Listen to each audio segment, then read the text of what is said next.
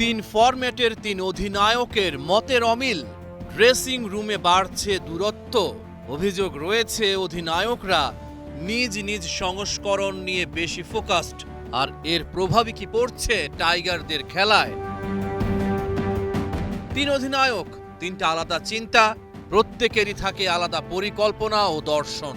এক ফরম্যাট থেকে আরেক ফরম্যাটে গেলে ক্রিকেটাররা অনুভব করেন নতুন করে নিজেদের প্রমাণ করতে হচ্ছে। অদৃশ্য একটা চাপ তৈরি হয়।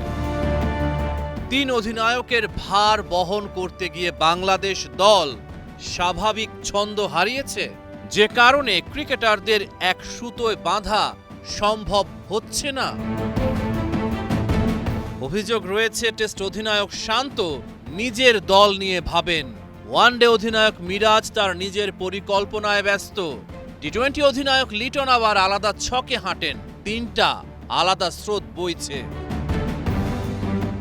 অনেকের মতেই নাজমুল শান্তকে যে প্রক্রিয়ায় ওডিআই অধিনায়কত্বের দায়িত্ব থেকে সরিয়ে দেয়া হয়েছিল সেটা ঠিক না।